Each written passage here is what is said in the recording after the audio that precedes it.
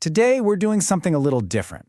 We're going to perform an operational autopsy. We're going to get in there and figure out how a retail giant, a store that was a staple in pretty much every American home, just collapsed. And not because of some big outside force, but from a series of decisions made on the inside. Really fatal ones. I mean, it's a wild question, right? It just left millions of us completely stunned.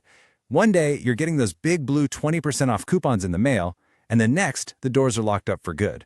This wasn't some slow, sad decline. It was like a magic trick in reverse, a rapid, shocking vanishing act. And trust me, the answer isn't as simple as, oh, the internet did it. So, to really understand what happened, we have to start at the scene of the crime, the store itself. You see those empty shelves we all saw pictures of? They weren't just a symptom of the problem, they were the problem.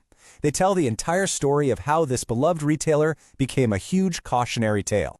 I mean, just look at the difference here. It is night and day. On the left, that's the big blue we all remember, right? Shelves packed to the ceiling with brands you knew, brands you trusted. It was almost an adventure to go there. But then, look at the right. That's what it became.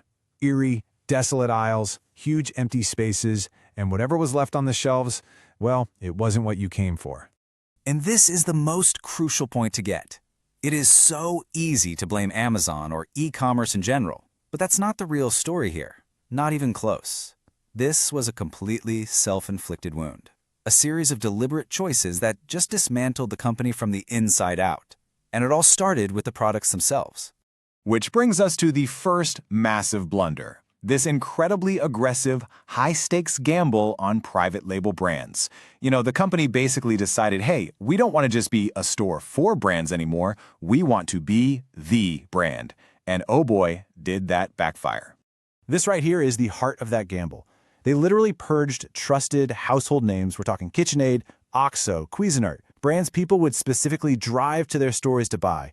And they replaced them with these unproven in-house labels that nobody had ever heard of, like Haven and Our Table. For shoppers, all that trust and familiarity just vanished overnight. And the consequences were, well, immediate and catastrophic. It was like a perfect domino chain of disaster. First, you tick off your loyal shoppers who came for the brands you just kicked out. Then, surprise, the new stuff doesn't sell, creating mountains of inventory that just sits there. That ties up all your cash and products nobody wants, which, you guessed it, starts making your real suppliers very, very nervous. So, this is where a really bad operational decision collides with a truly fatal financial one. With this whole inventory crisis brewing, the company's leadership made a choice that was like pouring gasoline on a raging fire. You really have to ask yourself this. Sales are tanking, the private labels are a bust, the shelves are getting emptier. Where did all the money go? I mean, this company was successful for years. There should have been a massive rainy day fund to fix this mess, right? So, where was it? $11 billion. That's not a typo. $11 billion spent on stock buybacks in the decade before it all went under. Now, this wasn't money being invested back into the stores or e-commerce or the supply chain. No, it was cash that was basically incinerated to artificially pump up the share price. And it completely stripped the company of the emergency funds it desperately needed to survive. And you can draw a perfectly straight line from that decision to this. With no cash reserves, the company couldn't pay its bills, it couldn't pay suppliers for the few popular brands it still had, and that led to a complete and total freeze of the entire supply chain. And that brings us to the final grim stage of the collapse. The bad inventory ideas and the financial black hole all came together to create a full-blown logistical disaster. At this point, the company was operationally paralyzed. This slide lays out what's called the death spiral, and it is a textbook case. First, the unpaid bills start piling up. So logically, the vendors just stop all shipments. I mean, why would you send stuff you know you're not going to get paid for? Then, the most profitable, high-demand items are the first to vanish from the shelves. And finally, the loyal shoppers who came specifically for those things, they disappear too, and they don't come back. This condition actually has a name, inventory paralysis. And it's basically the point of no return. It's checkmate for a retailer. You're trapped. You have no money to buy new products, but without products, you can't make any money. The empty shelves become a permanent feature, not just a temporary problem.